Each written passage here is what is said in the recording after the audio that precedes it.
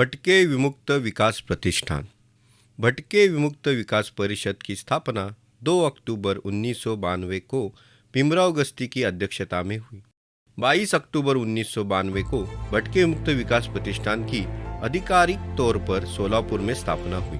शिक्षा, स्वावलंबन, सुरक्षा और सम्मान के चतुसूत्री के आधार पर समाज की सभी सुविधाओं से वंचित घुमंतुक समाज के सर्वांगीण विकास का कार्य संस्था के माध्यम से किया जाता है। भारतीय सभ्यता में लगभग 400 मुख्य जातियां और 5000 उपजातियां हैं। समाज के विकास के लिए श्रम का एक विभाजन मौजूद था, जो बाद में जाति व्यवस्था में विकसित हुआ। विभिन्न जातियों में बटा यह समाज प्राचीन काल से ही हिंदू धर्म की छत्रछाया में एक साथ रह रहा है। अस्पृश्यता जाति से ही उत्पन्न हुई। इस समाज के घटक भटके मुक्त है। 48 मुख्य और 200 उपजातियों में बिखरा यह समाज पहले सामाजिक व्यवस्था और फिर विदेशी आक्रमणों के कारण बिखरने लगा।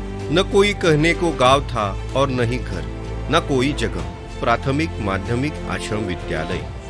एकलव्य प्राथमिक आश्रम विद्यालय 1996 में तुलजापुर के यमगरवाड़ी में शुरू किया गया। एक छोटी सी झोपड़ी से शुरू हुआ सफर आज तरक्की की राह पर पहुंच गया है। लगाया गया यह छोटा सा पौधा आज एक विशाल बरगद के पेड़ का रूप ले चुका है। इस छात्रावास में 400 छात्रा है। बच्चों पर होने वाला खर्च लोगों की सहायता और दान से पूरा किया जाता है। घुमंतु समाज के जीवन को ध्यान में रखते हुए इन बच्चों की भावनात्मक दुनिया को खोलने का प्रयास किया गया है। इस स्कूल के बच्चे न केवल पढ़ाई में बल्कि खेलकूद में भी अव्वल है। मल्लखंबा, मैदानी खेल, निशानेबाजी, शतरंज, कबड्डी, इन खेलों में छात्रावास के बच्चे जिला व राज्य स्तर की प्रतियोगिता तक पहुंच चुके हैं। विद्यालय की सांस्कृतिक मंडली है। संगीत, गायन, अभिनय, लोक कला जैसे अनेक गुणों बच्चों में पाए जाते हैं। संगीत, गायन, अभिनय इन जन्मजात गुणों को विकसित करने का कार्य चालू है। अंसरवाड़ा प्रकल्प।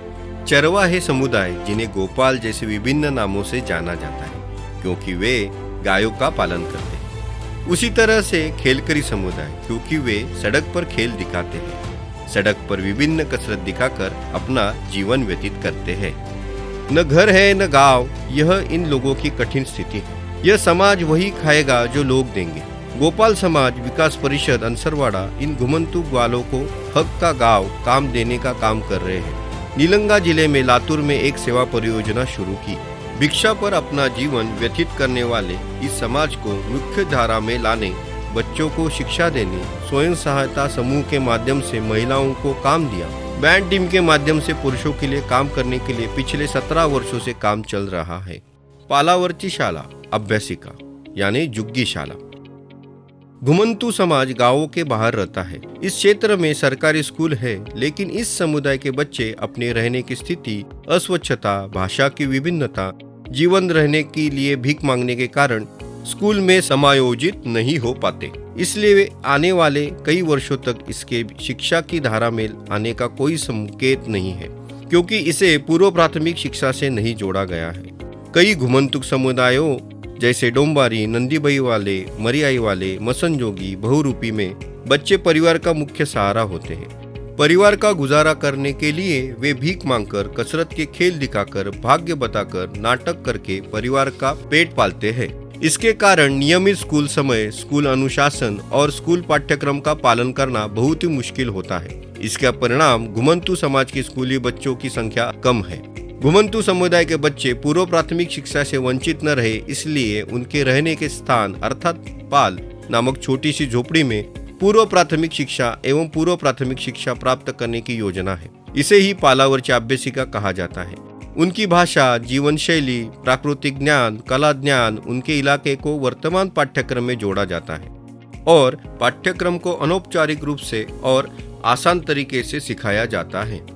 समय समय पर शिक्षक के अनुभव के आधार पर प्रचलित शिक्षा व्यवस्था में इस बस्ती के बच्चों के स्कूल जाने की क्षमता तैयार करने के लिए पाठ्यक्रम तैयार किया जाता है। पालावरची अभ्यासिका क्या है? घुमंतु समाज के बच्चों की सुविधा के अनुसार पालावरची अभ्यासिका भी आयोजित की जाती है। इस अध्ययन का कोई विशिष्ट स्थान नहीं है, कोई वर्दी ही नहीं है, कोई पाठ्यक्रम नहीं है, यहाँ तक कोई परीक्षा भी नहीं है। औपचारिक स्कूल समय के अलावा बच्चों की सुविधा अनुसार उनके अध्ययन का समय तय किया जाता है। यह पढ़ाई 2 से 3 घंटे की होती है। बोली जाने वाली भाषा की तरह बच्चों की आदतों के अनुसार एक अलग पाठ्यक्रम बनाया जाता है। 4 से 14 साल की उम्र के बच्चे इस अध्ययन का हिस्सा है। जो व्यक्ति उनकी भाषा बोल सकता है उसे शिक्षक के रूप में नियुक्त किया जाता है।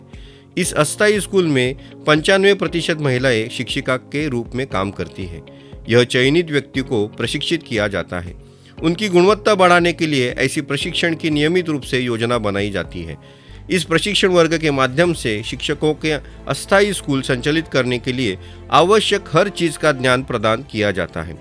शिक्षक अभिभावकों को अपने बच्चों को अस्थायी स्कूल में भेजने के लिए राजी कर रहे हैं।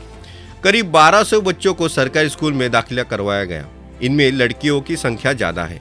आज घुमंतुक समाज की लड़कियां सरकारी स्कूल में जाने लगी है, जो पहले जाती नहीं थी। स्वास्थ्य। घुमंतु समाज विशेषकर बच्चों की स्वास्थ्य समस्याओं को दूर करने के लिए स्वास्थ्य आयाम की शुरुआत की गई थी। इसके तहत बच्चों के लिए पोषक भोजन, टीकाकरण, स्वास्थ्य शिविर एवं स्वास्थ्य मार्गदर्शन जैसी विभिन्न गतिविधियों का आयोजन किया जाता है। साथ ही लोगों के स्वास्थ्य को सुनिश्चित करने के लिए 18 स्थानों पर आरोग्य पेटी का वितरण भी किया गया है। 12,000 से ज्यादा लोगों ने इस सुविधा का लाभ लिया है। आत्मनिर्भरता। उनके विकास के लिए इस आयाम के तहत घुमंतु समाज के महिला स्वयं सहायता समूह का गठन किया गया। इस परियोजना का उद्देश्य महिलाओं को सशक्त बनाना और पैसे बचाना है। 3 पुरुष स्वयं सहायता समूह सहित कुल 44 स्वयं सहायता समूह कार्य कर रहे हैं। संगठन।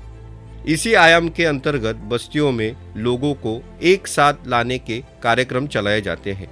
इसका मुख्य उद्देश्य बस्ती में लोगों के संगठन को बढ़ाना है, जिसके तहत साल भर विभिन्न कार्यक्रमों का आयोजन किया जाता है। भटके विमुक्त विकास परिषद एक जन संगठन है और घुमंतु समाज में सामाजिक न्याय के अधिकार हासिल करने के लिए काम कर रहा है। यह संगठन मुख्य रूप से घुमंतु समाज के अन्याय और दमन के खिलाफ आंदोलन करने, उन्हें संगठित करने, उन्हें सरकारी योजनाओं का लाभ दिलवाने और सरकारी दस्तावेज हासिल करने का काम करता है। यह संगठन पूरे महाराष्ट्र राज्य में काम करता है। भारत के उज्जवल भविष्य के लिए सभी समाज को एकजुट होकर विकास की मुख्य धारा में आना चाहिए। इसलिए सदियों से गांव से बाहर दैनिक जीवन व्यतीत करने वाले घुमंतुक समाज को संगठित करने का कार्य परिषद के माध्यम से किया जाता है। संस्था के तहत कई समाज उपयोगी गतिविधियां चलाई जाती है। आप अपना सहयोग देकर इन समाज उपयोगी गतिविधियों में तन मन धन पूर्वक भाग ले सकते हैं। उपरोक्त गतिविधियों के लिए किया गया दान आयकर से मुक्त है।